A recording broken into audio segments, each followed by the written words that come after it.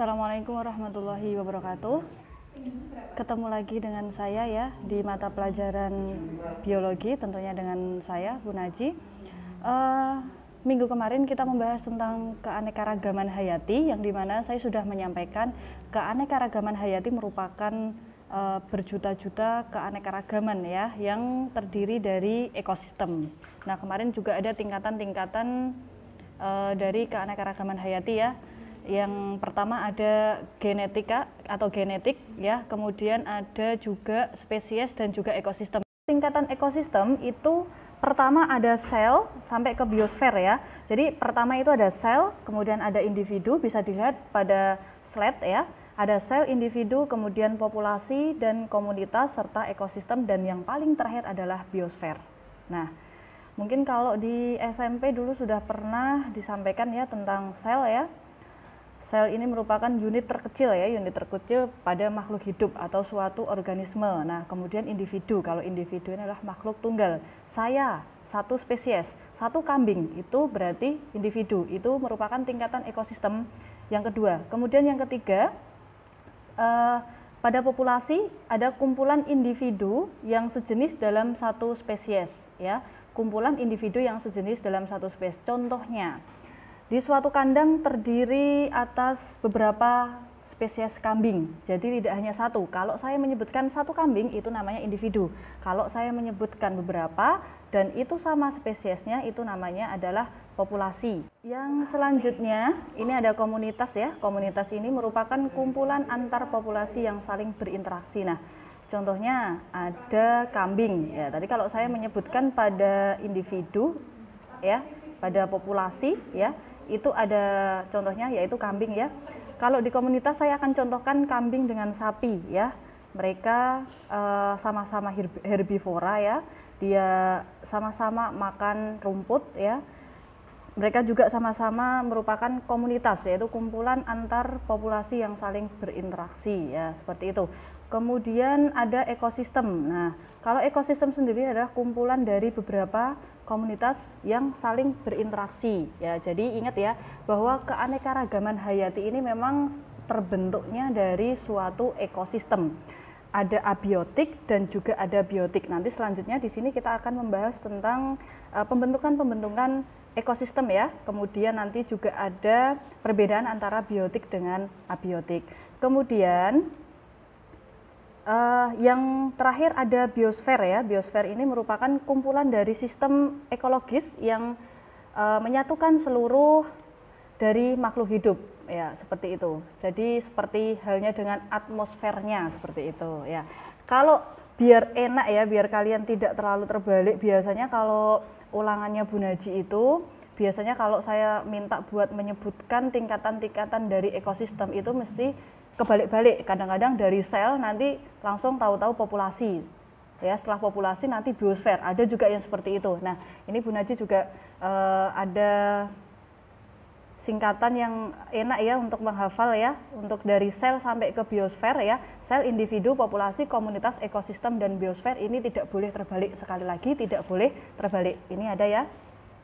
Dila sayang tante Bioner. Untuk di itu ingat individu ya, individu. Kemudian la kira-kira dari sel sampai ekosistem dan biosfer itu yang adalahnya apa? Popula, populasi. Nah, seperti itu.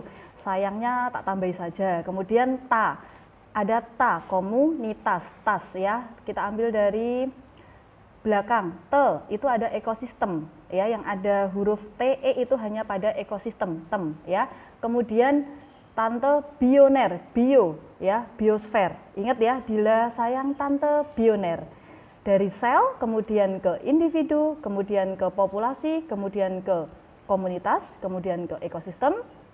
Setelah itu yang mewadahi seluruh dari keanekaragaman hayati yaitu adalah biosfer. Nah, kita lanjut ke terjadinya ekosistem. Nah, mengapa sih ekosistem ini bisa terjadi? Mengapa keanekaragaman hayati ini ada hubungannya dengan ekosistem? Nah, ternyata pembentukan ekosistem yang ada di Indonesia yang kita kenal ya, seperti ada seperti ada pantai ya, seperti ada hutan dan sebagainya, itu memang terjadinya ada 3 ya. Ada 3. Yang pertama itu ada ekosistem alami, kemudian yang kedua ada ekosistem buatan, yang terakhir ada ekosistem suksesi. Nah, untuk ekosistem alami sendiri ini terbentuk secara alami ya, seperti karbon dioksida, oksigen, kemudian air ya, itu dinamakan ekosistem alami. Kemudian terjadinya ekosistem yang kedua adalah ekosistem buatan. Tentunya kalau ekosistem buatan ini ada campur tangan dengan manusia atau campur tangan oleh manusia ya. Seperti halnya dengan sawah ya. Sawah itu juga merupakan ekosistem ya. Dia merupakan keanekaragaman hayati yang di situ banyak sekali spesies Oryza sativa atau disebut sebagai padi ya. Untuk ekosistem buatan ini memang tidak seluruhnya dibuat oleh manusia ya. Sebenarnya ekosistem buatan ini juga merupakan beberapa yang ekosistem secara alami, tetapi memang untuk keseluruhan pada saat terjadinya ekosistem buatan ini dia dibantu oleh manusia atau campur tangan manusia seperti itu. Kemudian yang ketiga atau yang terakhir ya, pembentukan ekosistem itu melalui ekosistem suksesi, yang dimana ekosistem suksesi ini merupakan proses perubahan ekosistem dalam kurun waktu tertentu menuju ke arah lingkungan yang lebih teratur. Nah, kalau contohnya itu seperti pembentukan ekosistem di padang rumput ya, itu kan sebenarnya pembentukan ekosistem seperti itu juga sebenarnya tidak stabil ya, tidak teratur ekosistemnya. Kita nggak tahu populasi apa yang hidup di situ, komunitas apa yang hidup di situ. Tetapi lama-kelamaan karena cuaca, keadaan, maka terbentuklah menjadi ekosistem seperti padang rumput ya, seperti itu. Nah, untuk ekosistem suksesi sendiri ini ada 2 ya. Ada ekosistem suksesi. Untuk yang pertama ada suksesi primer. Nah, suksesi primer sendiri ini merupakan munculnya suatu komunitas ya, yang baru pada suatu daerah yang memang sebelumnya tidak ada suatu komunitas sendiri ya, lahan kosong misalkan seperti itu ya. Di sini sudah saya tampilkan ya, silakan bisa dilihat. Di sini saya akan tampilkan contoh dari suksesi primer. Nah, coba kalian lihat di sini ya, di sini ada sebuah kerak ya, yang kerak itu namanya adalah liken. Kalau bahasa biologinya adalah liken. Liken ini adalah kumpulan dari kerak. Yang saya maksud liken di sini bukan liken dari dandang, bukan ya, atau mungkin meko ya. Itu bukan, tapi liken di sini adalah tumbuhan atau tingkat tumbuhan yang paling kecil ya. Nah, setelah ada atau terjadinya liken ya, biasanya itu nanti ya akan tumbuh seperti lumut. Nah, lumut semakin hari semakin bertambahnya usia tumbuhan itu dia akan menjadi tumbuhan tingkat tinggi seperti itu. Nah, yang awalnya di situ tidak ada komunitas tumbuhan apapun, karena lama-kelamaan di situ ada unsur hara yang bisa membuat si tanaman itu tumbuh, maka tumbuhlah di situ komunitas baru atau spesies baru. Satu spesies menjadi komunitas ya, kemudian menjadi ekosistem di situ seperti itu. Jadi yang awalnya tidak ada komunitas sama sekali di situ, awalnya hanya terdiri dari kerak saja yang di situ dia belum memiliki unsur hara yang cukup ya, belum memiliki unsur hara yang cukup.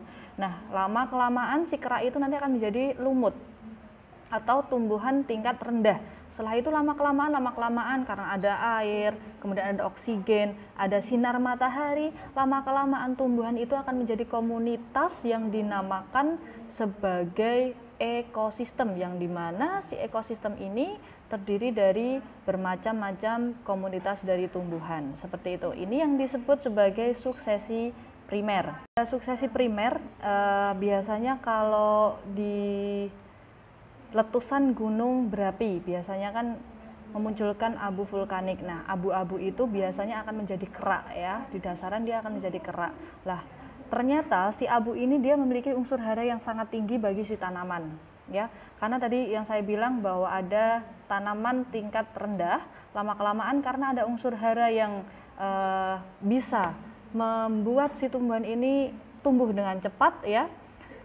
Si abu vulkanik ini nanti dia akan membantu tumbuhan-tumbuhan yang di situ ya, tumbuhan 1 atau 2 dia nanti akan bisa lebih banyak karena ada unsur hara yang bisa membantunya untuk tumbuh dengan cepat. Nah, kemudian nanti si abu vulkanik ini nanti juga akan membantu dari pertumbuhan tumbuhan tingkat rendah menjadi tumbuhan-tumbuhan tingkat tinggi, seperti itu. Itu contohnya ya, kalau di suksesi primer dari lichen tadi, kemudian ada juga dari abu vulkanik, yang abu vulkanik itu nanti akan menjadi lichen juga, itu bisa ya.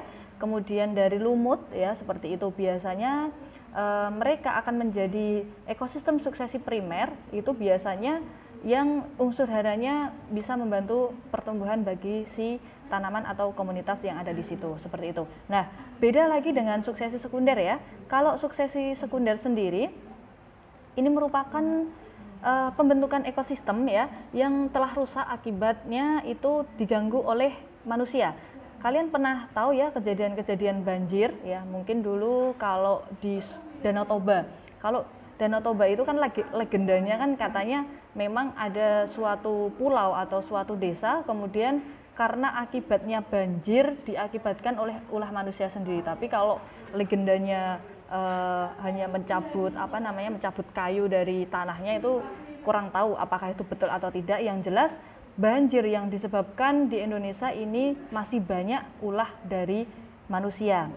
Tanah longsor seperti itu. Jadi kalau sistemnya banjir itu, misalkan di suatu daerah terjadi banjir dan kemudian itu tidak akan pernah surut, maka pada saat banjir yang tidak pernah surut itu akan menjadi suatu pulau atau menjadi suatu perairan yang di situ banyak sekali komunitas-komunitas yang akan muncul seperti protozoa, ya seperti ikan dan sebagainya. Kemudian ada juga contoh dari pembuangan sampah ya. Pembuangan sampah itu sebenarnya termasuk pupuk ya, pupuk dari sampah-sampah itu bisa dijadikan sebagai unsur hara. Itu juga bisa merupakan terbentuknya dari suksesi sekunder ya. Kemudian nanti dia akan memunculkan komunitas-komunitas baru. Nah, kemudian di slide saya ini sudah ada juga gambar ya, ada rawa, kemudian ada padang rumput ya, kalau kalian tahu ya, ini ada namanya padang rumput ya. Kemudian ada juga tanah longsor ya, tanah longsor juga di situ kan juga banyak sekali dari unsur-unsur hara seperti tanah ya. Tidak lupa kalau di bagian tanah itu pasti ada yang namanya detrivora ya, detrivora atau decomposer seperti itu. Oke, sekian dulu. Sampai jumpa di minggu depan. Terima kasih. Assalamualaikum warahmatullahi wabarakatuh.